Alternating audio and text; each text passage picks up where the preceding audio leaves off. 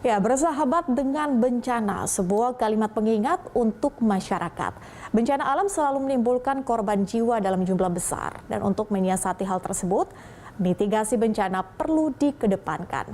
Yang perlu dilakukan pemerintah adalah membangun dan mendidik masyarakat untuk sadar dan juga tanggap bencana yang akan dan sedang terjadi, terutama di daerah rawan bencana. Sehingga saat bencana terjadi, masyarakat langsung tahu apa yang harus dilakukan. Untuk itu kita akan bicarakan hal ini bersama dengan Abdul Muhari, PLT Kepala Pusat Data, Informasi dan Komunikasi Kebencanaan BNPB. Pak Abdul, selamat sore. Apa kabar, Pak? Selamat sore, Mbak Patricia. Kabar baik. Baik, Pak Abdul, langsung saja. Bersahabat dengan bencana pastinya memerlukan usaha khusus dari pemerintah dan juga stakeholder terkait dalam mengedepankan usaha mitigasi. Sejauh ini bagaimana Pak program pemerintah dalam hal ini? Bagaimana capaiannya sejauh ini terkait dengan mitigasi bencana? Ya, bersahabat dengan bencana ini merupakan satu kata yang wajib ya untuk kita yang hidup tadi disampaikan di jalur cincin api di daerah yang frekuensi kejadian bencananya rata-rata paling tinggi di dunia.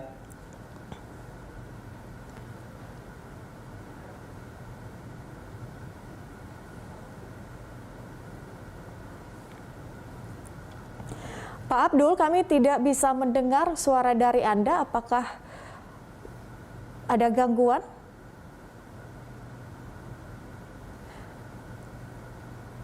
Baik, pemirsa, kami masih mencoba untuk memperbaiki komunikasi kami dengan Pak Abdul sejauh ini.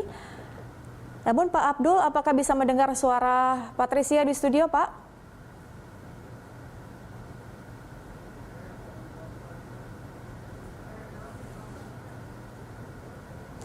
Baik, pemirsa, kami akan mencoba memperbaiki kembali komunikasi kami dengan PLT Kepala Pusat Data, Informasi dan Komunikasi Kebencanaan BNPB. Pemirsa, kita akan kembali berdialog bersama dengan PLT Kepala Pusat Data, Informasi dan Komunikasi Kebencanaan BNPB, Pak Abdul Muhari. Pak Abdul. Ya, selamat sore. Baik. Pak Abdul, tadi sempat terputus. Mungkin saya ulangi pertanyaan saya tadi. Ini berkaitan dengan bencana. Kita melihat kondisi geografis Indonesia, nampaknya kita harus bersahabat dengan bencana, Pak.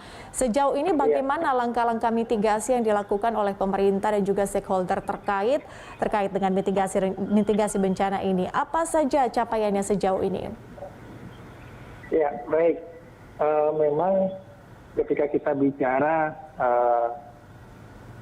bersahabat dengan bencana ya, artinya kita harus menjadikan sadar bencana itu sebagai budaya. Di BNPB kegiatan yang pasti harus ada dalam kegiatan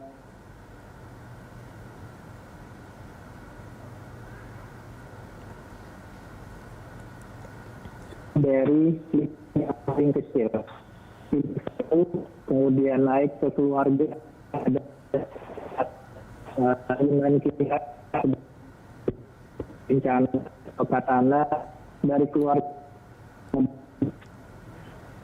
yang besar tingkat hanya destana tingkat nasional perlu waktu. Baik, Pak Abdul, kami kurang bisa mendengar suara dari Pak Abdul, tapi saya percaya bahwa langkah-langkah mitigasi sudah dilakukan oleh pemerintah dan juga stakeholder terkait. Tapi Pak, apa yang paling penting untuk kemudian disosialisasikan dan juga dilatih ke masyarakat? Apakah kemudian sistem peringatan dini, misalnya seperti sirine, detektor, alat komunikasi, dan lain-lain sudah tersedia sejauh ini di semua tempat yang punya potensi terjadi bencana, Pak Abdul? Iya, apakah suara saya sekarang sudah cukup jelas? Iya, silakan Pak, sudah cukup jelas.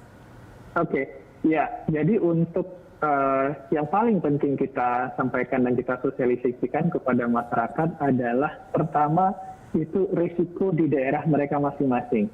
Masyarakat sangat wajib tahu di daerah mereka itu punya risiko bencana apa. Apakah banjir, apakah banjir bandang, apakah gempa bumi, dan lain-lain. Ketika kita sudah tahu risiko bencana apa yang ada, maka kita bisa di tingkat masyarakat membangun upaya-upaya kesiapsiagaan berdasarkan pada karakteristik budaya di situ, karakteristik lokal di situ. Ini yang kita sebut dengan local knowledge. Tiap-tiap daerah itu akan berbeda-beda karena masing-masing kita tahu begitu banyak budaya dan sejarah di bangsa kita. Kita tahu begitu banyak bahasa daerah yang ada. Agar budaya sadar bencana ini bisa lebih cepat masuk, maka karakteristik lokal harus kita tekankan dan sesuai dengan karakteristik bahaya di daerah itu. Jadi ini yang mungkin pertama kali perlu kita sosialisasikan, dan BNPB sudah memulai itu dan sedang berjalan. Paling tidak ada di sekitar 60% dari total kabupaten kota 514 kabupaten kota yang kita punya di Indonesia.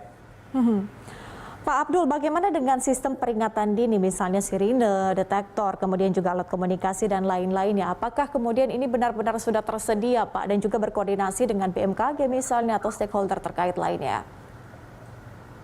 Ya, untuk sistem peringatan dini, di sisi perangkat, di sisi peralatan, itu ada di kalau misalkan untuk gempa bumi dan tsunami itu ada di BMKG, kemudian untuk gunung api itu ada di pusat vulkanologi, untuk banjir dan bencana hidrometeorologi ada di BMKG.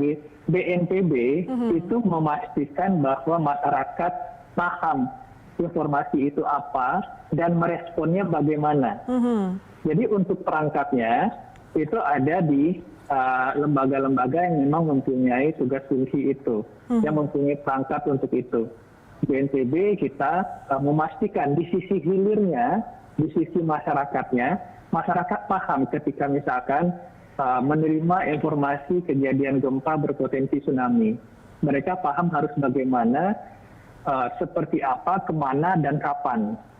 Ini yang menjadi tugas kami, dan ini paling berat sebenarnya, karena kalau perangkat itu kita pasang, kita pelihara, pastikan dia berfungsi, itu selesai. Tapi kalau untuk memastikan masyarakat itu bisa merespon peringatan dini, ini yang tadi kita masuk ke bagian kulturnya, bagian budayanya. Selama ini belum menjadi budaya karena bencana ini juga bukan kejadian yang perulangannya dalam waktu dekat. Sehingga kadang-kadang bencana itu terjadi ketika kita lupa bahwa dia pernah terjadi di masa lalu. Dan kita hidup di antara kejadian bencana di masa lalu dan menunggu kejadian bencana di masa depan. Baik, Pak Abdul, tapi kalau kita berkaca ke beberapa peristiwa seperti itu, katakanlah peristiwa yang baru terjadi hari ini di NTT, gambar yang kami lihat langsung dari sana memperlihatkan bahwa kepanikan terjadi di NTT. Ini ada beberapa alasan, bukan karena gempanya, tapi karena isu adanya peringatan tsunami begitu dari BMKG. Artinya kesiapsiagaan ini belum sepenuhnya terorganisir, Pak, untuk kemudian disosialisasikan kepada masyarakat, khususnya di NTT, Pak? Baik, kalau kita bicara kesiapsiagaannya belum terorganisir atau masyarakat merespon mungkin belum baik, maka mereka tidak akan evakuasi. Tetapi kalau misalkan responnya adalah evakuasi, berarti masyarakat mengerti bagaimana merespon satu peringatan dini potensi tsunami. Ketika ada gempa, guncangannya terasa, BMKG bilang peringatan dini 1, jauhi pantai, masyarakat lari. Nah, yang perlu kita atur, yang perlu kita latihkan adalah larinya kemana, pakai apa, apakah pakai motor, pakai mobil, atau bagaimana. Ini butuh waktu. Bahkan di Jepang pun, pada waktu tsunami 2011 juga banyak masyarakat yang kemudian memakai mobil yang alih-alih kemudian bisa mencapai tempat evakuasi pada waktu yang tepat, tapi malah macet misalkan. Ini juga faktor psikologis. Ketika ada sesuatu yang kita anggap membahayakan jiwa dan orang di sekitar kita itu berlarian, maka tendensi psikologis kita juga akan mengikuti kemana orang pergi dan bagaimana orang berperilaku. Nah, ini yang kemudian memang harus kita latihkan setiap jangka waktu tertentu, kalau bisa 3 kali setahun, mulai dari sekolah, melakukan secara rutin, di desa, di kabupaten, sehingga tempat-tempat evakuasi yang nantinya akan menjadi tujuan masyarakat ketika evakuasi kondisi sebenarnya itu tidak terlalu jauh dari tempat mereka. Baik, Pak Abdul, terakhir apa yang bisa disampaikan, apalagi yang bisa disampaikan kepada masyarakat mengingat kepanikan saat bencana dan minimnya informasi kadangkala menjadi penyebab utama jatuhnya korban jiwa, Pak. Apa yang ingin disampaikan pada kesempatan kali ini? Ya, sebenarnya hal pertama yang menjadi modal kita dalam pembelajaran kita hari ini adalah masyarakat bisa merespon peringatan dini tsunami dengan evakuasi. Itu sudah bagus. Ini adalah respon yang baik, yang berespon yang seharusnya. Tetapi kita himbau masyarakat kalau misalkan terjadi gempa lagi yang kemudian diikuti oleh peringatan dini tsunami, sedapat mungkin hindari memakai mobil atau motor. Karena mungkin akan berpotensi macet atau membahayakan keselamatan orang lain pada saat kepanikan terjadi. Apakah kita bisa menghilangkan kepanikan? Kita nggak akan bisa menghilangkan kepanikan pada saat gempa terjadi. Karena ini psikologis masyarakat yang kemudian membaur jadi satu dalam kondisi darurat bencana. Iya. Tetapi tentu kita bisa secara perlahan untuk melatih, kita upayakan tidak bawa kendaraan. Ataupun kalau ada yang bawa kendaraan, kita upayakan agar kita sama-sama saling menjaga keselamatan saudara-saudara kita yang juga ikut evakuasi bersama kita. Baik, kita harapkan masyarakat lebih sigap apabila terjadi bencana di sebuah daerah di Indonesia. Terima kasih Pak Abdul Muhari, PLT Kepala Pusat Data Informasi dan Komunikasi Kebencanaan BNPB telah bergabung bersama